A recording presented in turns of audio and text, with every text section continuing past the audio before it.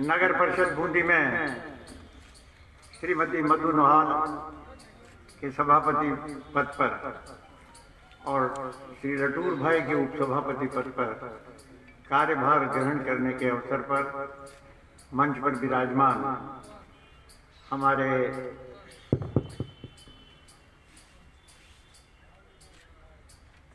भाई भगवान जी नोहाल, रटूर भाई, सभापति जी, संजय जी, प्रधान जी, उप प्रधान जी, परमेश जी, भरत जी और सभी यहाँ पर मेरे सामने विराजमान पार्षदगण और हमारा हौसला अफजाई करने के लिए पधारे सभी नागरिक बंधुओं और विशेष रूप से पत्रकार साथियों, इस नगर परिषद के चुनाव में आपने हमारे विकास के वादे पर विश्वास किया। उसके लिए हृदय के गहन तल से मैं बूंदी नगर वासियों का आभार व्यक्त करता हूं और उनको धन्यवाद देता हूं कि उन्होंने बूंदी को एक नई दिशा देने के हमारे संकल्प को पूरा करने में हमारी भावनाओं की कद्र करते हुए हमारा सहयोग किया। चुनाव तक राजनीति है और चुनाव के बाद चाहे वो राजस्थान सरकार हो और चाहे वो नगर परिषद बूंदी हो, राजनीति चुनाव के बाद अपने मन से निकाल करके अगर आपके मन में एक ही संकल्प है कि मुझे बूंदी को किस प्रकार से विकसित करना है और एक नए रूप में प्रस्तुत करना है, तो हमें सबका सहयोग चाहिए। हमें उनका भी सहयोग चाहिए जो यहाँ पर विधायक है, हमें उनका भी सहयोग चाहिए जो यहाँ के सांसद हैं, हमें उनका भी सहयोग चाहिए जो हमारे स्वायत्त शासन मंत्री हैं और हमें उनका भी सहयोग चाहिए जो राजस्थान के मुख्यमंत्री। संयुक्त प्रयासों से ही एक सुगठित और सुव्यवस्थित रूप से विकास किया जा सकता है। मुझे इस बात की प्रसन्नता है कि जो चुनाव में हमने ये विश्वास दिलाया था और एक चुनाव घोषणा पत्र के रूप में जनता में हमने हमारी भावनाएं अभिव्यक्त की थी, वो अभिव्यक्ति हमारी सोच तो थी, बनाया तो हमने ही है, लेकिन हमारी इस सोच को पूरा करने की जिम्मेदारी राजस्थान सरकार के स्वायत्त प्रशासन मंत्री ने सार्वजनिक रूप से खुद ने ली। और मैं ये भी चाहूंगा मधु जी और सभापति जी यहाँ पर विराजमान हैं, हम लोगों ने हमारे कर्तव्य को पूरा निभाया। बूंदी के सुनियोजित विकास के दृष्टिकोण से हमको कामयाबी मिली और ये जिम्मेदारी आपकी आई, दोनों की आई। इसका मतलब ये नहीं है हम जिम्मेदारी से भगेंगे, लेकिन ये है कि सभापति जी, रूप सभापति और पार्षद लोग, ये उनका दायित्व है तो नियमित रूप से जो वादे हमने बूंदी की जनता से किए, जो वादे हमने बूंदी की जनता से किए हैं, उन वादों को 5 साल में पूरा करने की जिम्मेदारी सभापति, उप सभापति और नगर परिषद के चुने हुए सदस्यों की है। ये चुनाव घोषणा पत्र मैं आदरणीय सभापति जी को प्रस्तुत कर रहा हूँ। ये हमारा एजेंडा है चुनाव घोषणा पत्र का, इसको आप पढ़ लें और इसके अनुसार ही चाहे कमिश्नर हो। ये दूसरा जो मैं दे रहा हूँ इस चुनाव घोषणा पत्र को, ये कमिश्नर के स्थान पर अरुणेश जी बैठे हैं, ये अरुणेश जी बैठे हैं कमिश्नर के स्थान पर। ये इनकी जिम्मेदारी, सभापति की जिम्मेदारी है, उप सभापति की जिम्मेदारी है और कमिश्नर के रूप में जो अधिकारी यहाँ बैठा है उसकी जिम्मेदारी है कि वो इन वादों को पूरा करे। इन वादों पे कार्यक्रम कल से ही अलग अलग पत्रावलियां, विषयवार अलग अलग पत्रावलियां बनकर जहां जो पत्र लिखना है उस प्रक्रिया को आरंभ करने की अपनी एक योजना बना है। खाली कागजों में ये 20 सूत्र और 21 सूत्र जो हमारा पत्रकारों के लिए जो इसमें छूट गया था कि हमको पत्रकारों के लिए भी एक सुनियोजित विकसित कॉलोनी बनाना है, उनके लिए भी हमको बनाना है।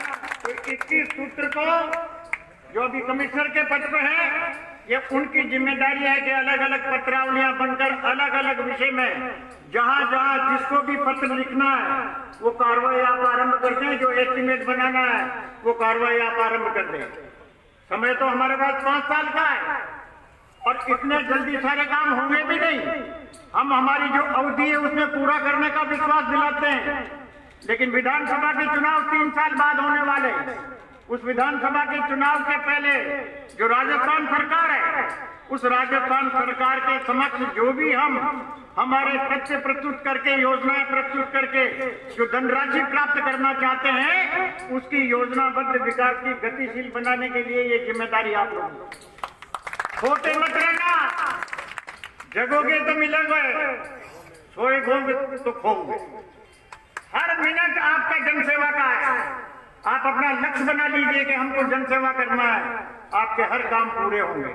और जहां तक राजस्थान सरकार का सवाल है, माननीय मुख्यमंत्री जी ने भी हमको आश्वासन दिया है जब चुनाव घोषणा पत्र मांगा गया, और राजस्थान सरकार के स्वायत्त शासन मंत्री जी ने भी सार्वजनिक रूप से ये घोषणा की है कि जो चुनाव घोषणा पत्र बूंदी की कांग्रेस पार्टी ने निकाला है, उसकी हम जिम्मेदारी लेते हैं और उसको पूरा करेंगे। हम भगेंगे नहीं हमारे वादों से, लेकिन हमको समग्र रूप से योजना बना करके हमको इस काम को करना है। नक्शा बदलना है बूंदी का। अगर नक्शा नहीं बदल पाए तो इस सीट पर आना और ये चुनाव लड़ना, नगर परिषद में आना, वो कामयाबी नहीं दे पाएगा आगे आपको। हम वैसे तो ये जनता है, जनता जनार्दन का निर्णय हमेशा स्वीकार है। सब कार्यक्रमों को देखते हैं, नगर परिषद के कार्यकाल को भी देखते हैं, विधायक के कार्यकाल को भी देखते हैं, लेकिन जनता है जब वोट देती है तो न विकास को देख रही है न कार्यकाल को देख रही है। जहाँ जिसको मुड़ना है अपने अपने निजी स्वार्थों से मुड़ करके वो चुनाव का फैसला कर देती है और फिर बाद में सिंगा भुगतना पड़ता है।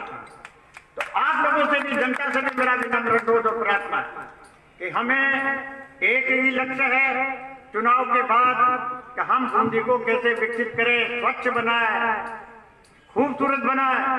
और ये जो रैली है, इसकी अपनी जो जेठ सागर वाली जो बात है, ये मैं सार्वजनिक रूप से कह दूं, जेठ सागर को केंद्र के द्वारा झील संरक्षण योजना में लेने का दायित्व जो है वो भारत सरकार का है, और भारत सरकार का है तो सबसे बड़ा दायित्व हमारे यहाँ से जो सांसद जीते हैं ये उनका दायित्व है, और जो राजस्थान सरकार से संबंधित जो काम है वो दायित्व हमारा है।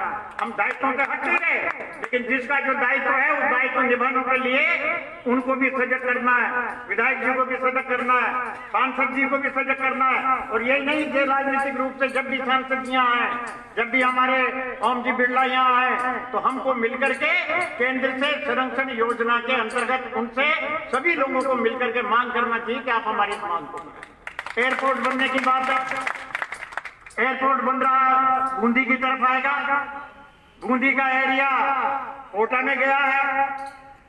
आगे की ध्यान रखना, पैसा अगर जो आएगा, हमारा जो जमा राजस्थान सरकार जो जमीन दे रही है, इसकी एवज में अगर एयरपोर्ट का जो भी पुराना एयरपोर्ट का जो पैसा है, हजारों करोड़ रुपया, अगर इस जमीन की एवज में वो आएगा तो हम धारीवाल जी से कहेंगे कि जमीन हमारी है, इसमें से पैसा हमको भी दिलाओ।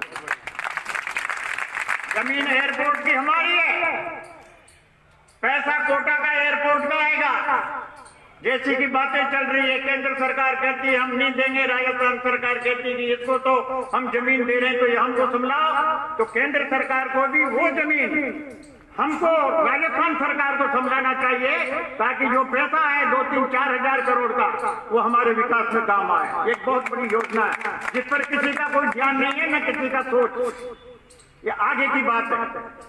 स्वच्छता का अभियान, नियमित रूप से कार्यक्रम और एक अभियान चला करके आप खुद चेयरमैन साहब, सभापति जी, उप सभापति जी, रोज ज्यादा नहीं, भली से यहाँ दफ्तर में 2 घंटे बैठो या 1 घंटा बैठो, फाइलें मंगवा लो, लेकिन सफाई व्यवस्था को सुव्यवस्थित करने के लिए आपको नियमित रूप से घंटा या 2 घंटा अलग अलग वार्डों में आप दोगे तो सफाई व्यवस्था ठीक होगी, और घर बैठे रहोगे, इन्हीं के भरोसे रह जाओगे तो वो चीज आपको नहीं मिलेगी।